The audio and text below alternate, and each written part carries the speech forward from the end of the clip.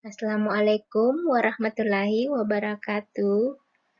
Materi hari ini adalah tentang meringkas berita dan tanggapan terhadap isi berita.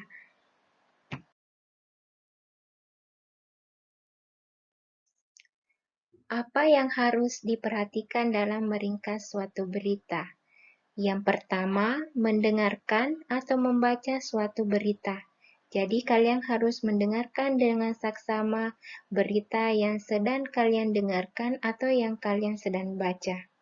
Yang kedua, mencatat pokok-pokoknya atau adik simbah. Pada pertemuan sebelumnya, kalian sudah tahu apa saja itu adik simbah.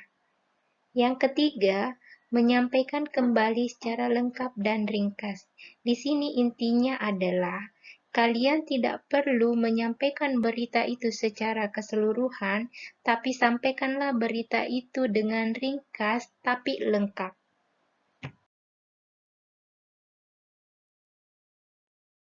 Selanjutnya, kita pindah kepada bagian tanggapan. Sebelumnya, kalian harus tahu apa yang dimaksud dengan tanggapan. Tanggapan adalah sambutan terhadap suatu ucapan, di mana isinya bisa berupa kritik atau komentar. Contohnya, saya kira informasi yang disampaikan berita itu cukup akurat karena isinya tidak jauh berbeda dengan informasi-informasi yang disampaikan sumber berita lain. Dalam memberikan suatu tanggapan, itu bisa berupa kritik, saran, atau komentar terhadap suatu berita yang kalian baca ataupun yang kalian dengarkan dari sumbernya.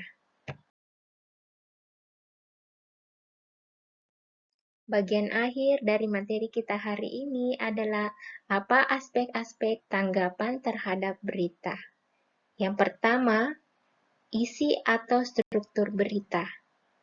Di dalamnya harus memuat tentang kebenaran dan kelengkapan suatu berita. Yang kedua, bahasa berita, di mana kalian harus memperhatikan penggunaan kalimat dan pilihan kata.